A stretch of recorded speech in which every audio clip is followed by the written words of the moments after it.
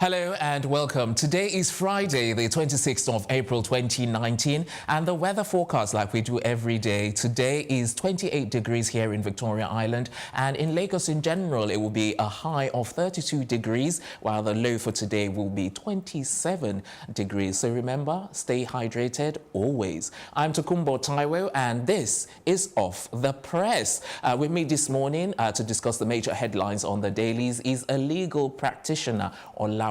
Amoussa. Good morning. Good morning. It's great to be here. Yes. Did you have any difficulty whatsoever coming into onto Victoria Island? No, it wasn't. The route was pretty routine. It was okay. And how are you finding the weather of late? Too hot, too cold?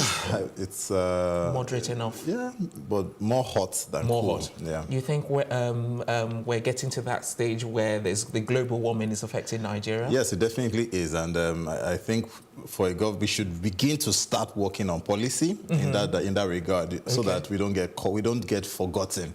You know, when advanced nations are charting new courses. Yeah, I'm moving forward. We're still debating with what doesn't make sense. All right, let's get right into it. But before I do, let's just see how many papers we've got and which ones we've actually got. So we've got The Punch, we've got The Nation, we've got This Day, we've got Vanguard, and we've got Complete Sports. If we've got time, we'll handle Complete Sports. But let's start with The Punch. Let's see what the major headlines are. We'll start from the very top. At the very top of The Punch, we've got US probes Glencore's operation in Nigeria and to others. That story is available on page 26. And underneath that, we've got on the left-hand side, Senate summons IG over killings and banditry.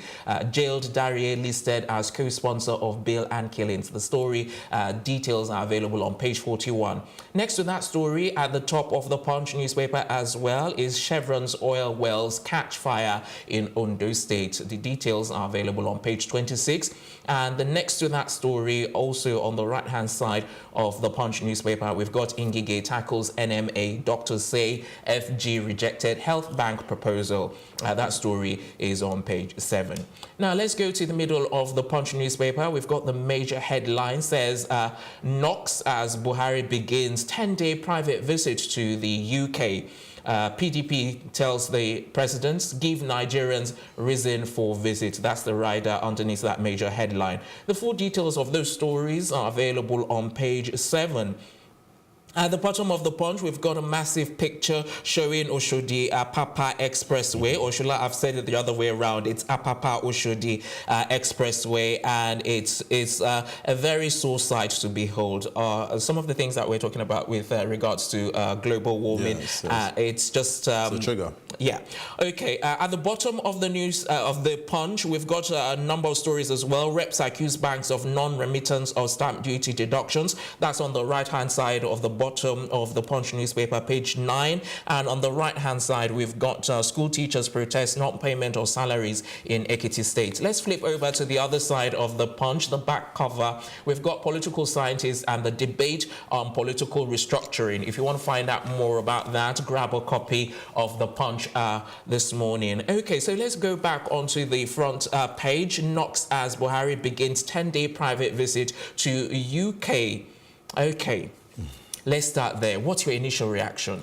Well, as much as President Buhari has a right to, engage or travel wherever he deems fit, for the fact that he is the President of the Federal Republic of Nigeria, the right he has the right as a private citizen to do what he wants, but as he has but he owes us a duty as our president and as a nation to inform us. You understand? So on this, I'll lay the blame on his media handlers. But he did inform. Yes, but you can't tell us for a private visit. You understand? Yeah. You have a duty to tell us. I think we should be a bit more accountable as a nation.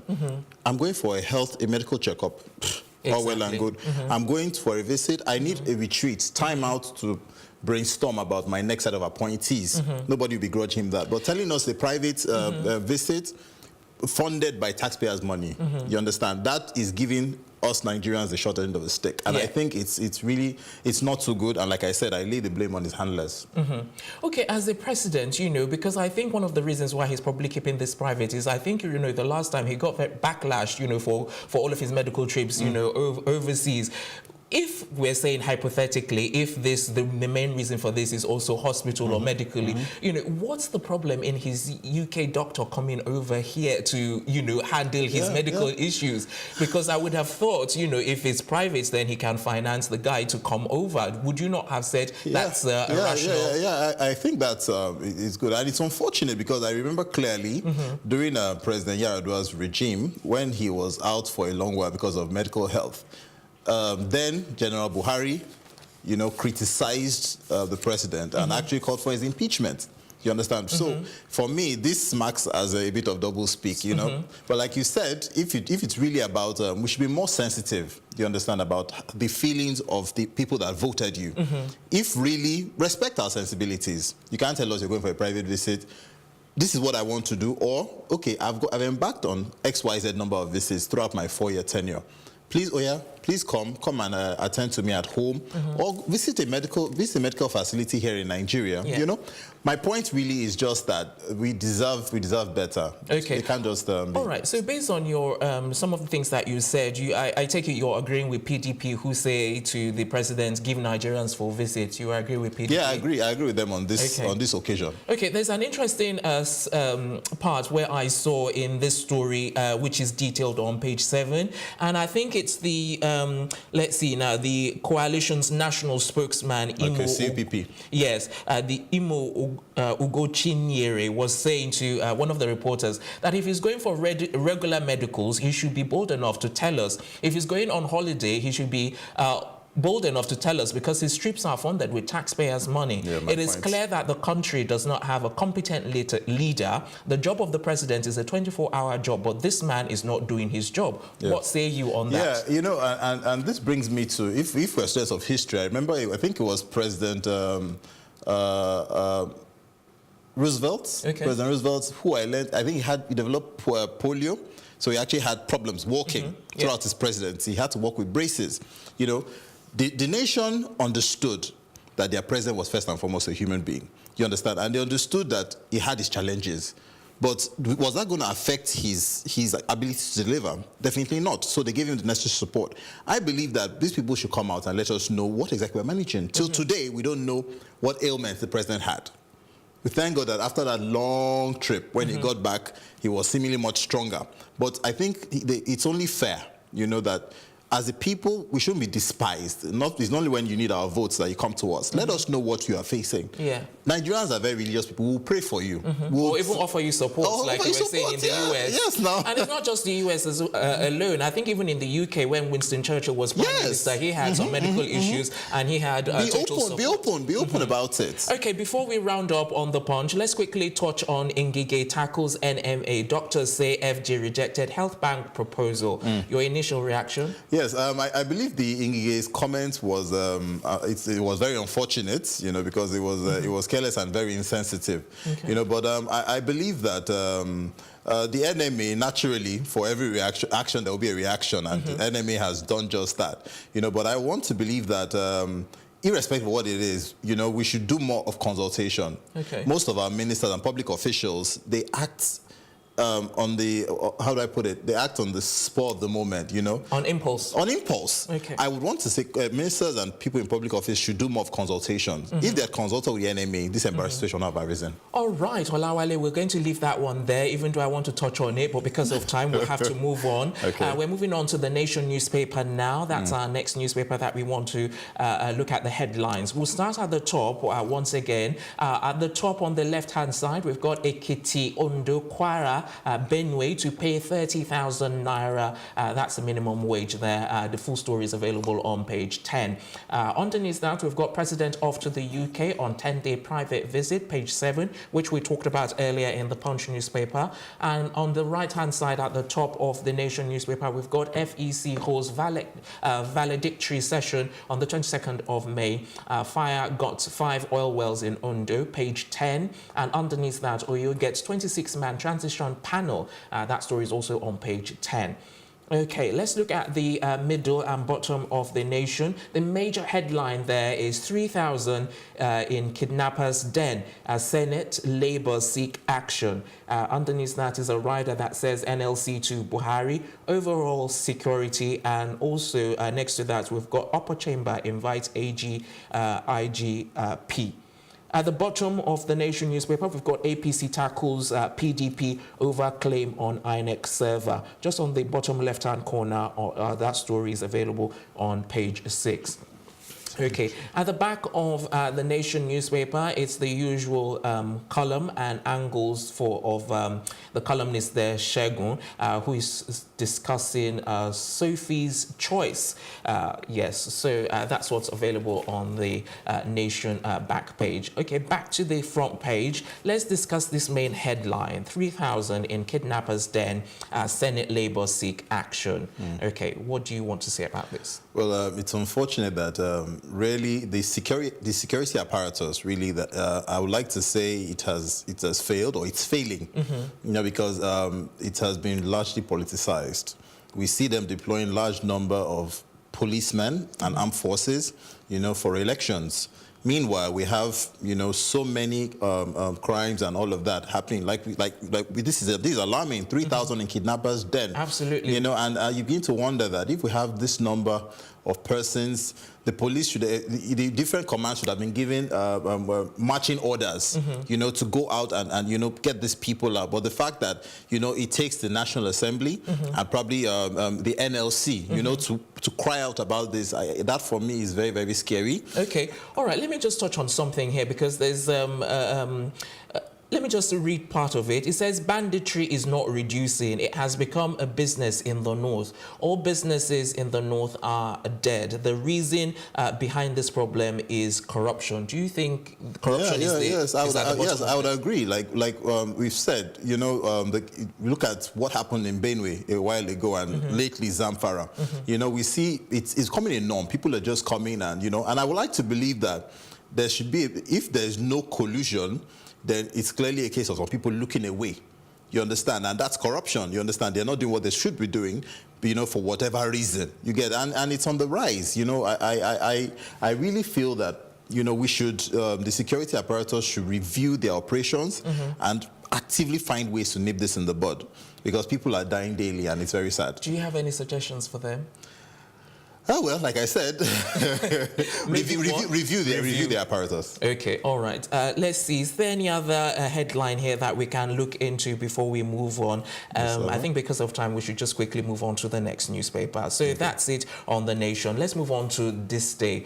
Okay, This Day newspaper, a number of stories. And like I always do, I start at the very top. We've got to the top headline there as Yakubu toying with imprisonment. Atiku warns. There's a rider underneath that headline which says threatens INEC chairman with contempt charge.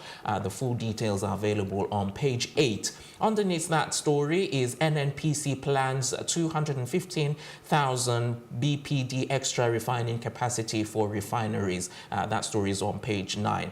In the middle of This Day, we've got the major headline, Buhari Sharibu, other abducted Chibok girls still on my mind, leaves for London on private visit. The story is on page 8. Okay, so we've touched on the story. Buhari leaves for London on private visit, but I want us to talk about, you know, the fact that he's saying the other abducted Chibok girls still on his mind. Yeah. Do you think that we can, like, take that seriously, considering someone is actually leaving the country and then going for a private trip, and then you say when you're leaving that they're actually still on your mind? Do you believe him, first and foremost? It's unfortunate that those girls are still on his mind and not actually, you know, somebody's not actually on the road looking for them actively. You know, I think it's very unfortunate, and it leaves a lot to the commitment of the president to, you know, getting these girls back. Because I remember the Chibok girls, they've been out for about 5 years now, you know, and this was part of the reasons why the former president was voted out, because we felt that he didn't have a hold on security, you know. But the fact that the person that a lot of people entrusted with that responsibility is they're still on his mind is not a very good It's not a very good testimonial as far as I'm concerned. I believe a whole lot more should be done. We need to see commitment. We need to see drive. We need to see people actually going into those places, combing those areas. I believe we have the resources. We have the know-how. You know, with a whole lot more motivation, I believe that the members of the armed forces should be able to go out and, you know, make the impossible happen as far as this is concerned. Okay, do you think he should not have even said anything in the first place? I would have preferred that. I would have preferred that. Exactly, yeah. And he would just have continued. I would have respected the president a whole lot more if the president had not said anything. I would just hear maybe a couple of days down the line, the girls have been rescued. That would have given a whole lot more credibility. You know, and the fact that Leah Sharibu's own case is even more precarious, or it's more saddening because, you know, there were a number of girls. They were all rescued, all but her. You understand? We don't know what level of diplomatic work went into the release of those other girls, but the fact that she's still there, you know, it's given a bit of coloration to the president and his preferences, you know. And it's unfortunate. I really wish he would be sensitive to the perception that Nigerians have of him, you know, and do the right thing as regards Leah Sharibu. Do you think if this was another African country that they would have been found already and Leah Sharibu has already been released? Well, that's conjecture, but I would like to believe that for a responsible country with leaders that are committed, you know, to be on the right side of posterity, more could have been done and most likely they would have been found. Why do you think it's taking so long? Well, like I said, in my opinion, there's no political will, you know, to get those girls back. And I think if the stakes were a whole lot higher, you know, and maybe the victims, you know, had more political significance, by now they would have been found. Wow. Okay. All right. I think we're going to leave that there. Let me see if there's any other story that we can touch on this day. At the top of this day, we've got Yakubu toying with imprisonment, Article 1. So let's quickly just, you know, in one sentence, you know, summarize what your take on that is before we move on. Yeah, Atiku is not a competent court of record, so he cannot be making such sweeping remarks. Let the courts determine the proper or give a judgment, you know, as regards that. You shouldn't just be making comments like that. That's pretty careless, in my opinion. And then he's threatening the INEC chairman with contempt charge. Like I said, he's not a court, so he can't charge anyone. He can't cite anyone for contempt. You know, so for me, I think he should just calm down and let the law take its course. Let's decide whether or not he won an election or whether the servers were tampered with. You know, but he shouldn't be making this kind of conditions. They're prejudicial. All right, Atiku should calm down. He should calm down, yes. All right, moving on to our next newspaper now. We've got the Vanguard. The Vanguard has quite a number of stories. And I'll start at the very top, as I usually do. And the left-hand side at the top there, we've got let governors cut cost for easy implementation of minimum wage, the NLC is saying. That story is on page 15. Next to it, we've got server results. Courts will rule based on Electoral Act, not social media videos, Kiamo says on page 15. And next to that, we've got 9th National Assembly leadership, Buhari not supporting any candidate, presidency official says on page 43. And then in the top right-hand corner, we've got why NFF appointed Chairman Chukwu Life Ambassador. That's by Pinnick on page 5. Underneath all of those headlines, we've got World Bank predicts $66 PB per barrel oil price in 2019. That story is on page 19. The main headline on the Vanguard in the middle of the newspaper is why police misuse arms and kill on duty. The IGP is asking, or saying actually.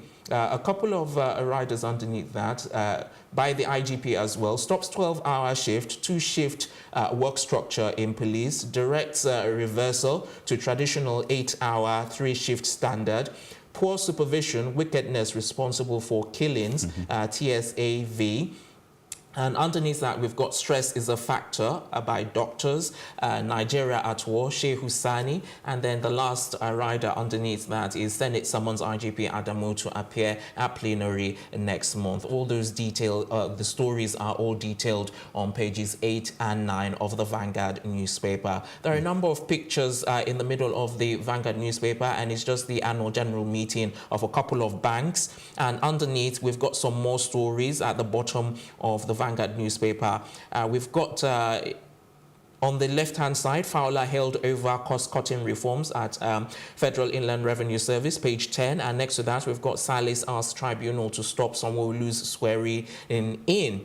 Okay, I think I'm going to stop there so that we have time to deliberate on some of these headlines. Let's start with the main one. Why police misuse arms and kill on duty IGP? Yes, like we saw, there's some reasons have been adduced, but I would like to believe that I think it's poor training for a lot of them. You know, poor training. Some of these people have no business, being entrusted with arms when they probably don't even know how to handle a baton. You understand? But you're entrusted with arms.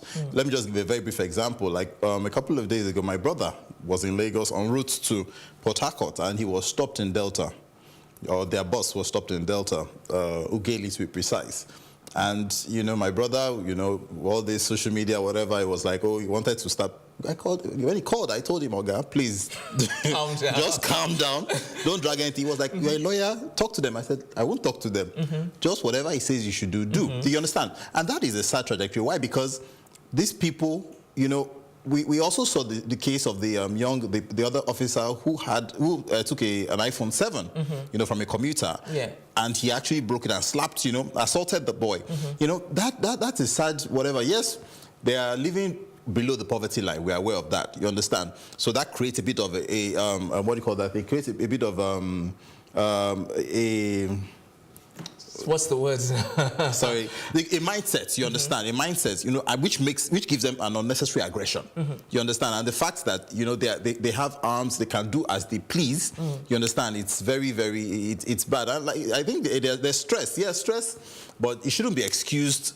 That's not an excuse for their behavior. A lot of people go through very stressful activities, like people in the medical industry, for instance, paramedics, doctors, nurses. You understand? Okay. That doesn't give them an excuse to kill people. Okay, Olawale, sorry to cut in there, but unfortunately, sorry, it's passionate. Yes. All right, so that's what we're going to wrap up with off the press, the major headlines. But we've also got in store sports. We've got complete sports. We'll be looking at that, and when we return, we'll be discussing that with our in-house analyst Udoka Njoku. But before I go, I've got to thank our legal practitioner who's been analyzing our headlines with us. Yes, Olawale Amoussa. Thank you very much. Thank you so much for having me. We'll take a quick break and then we'll be right back to discuss sports. We'll be right back.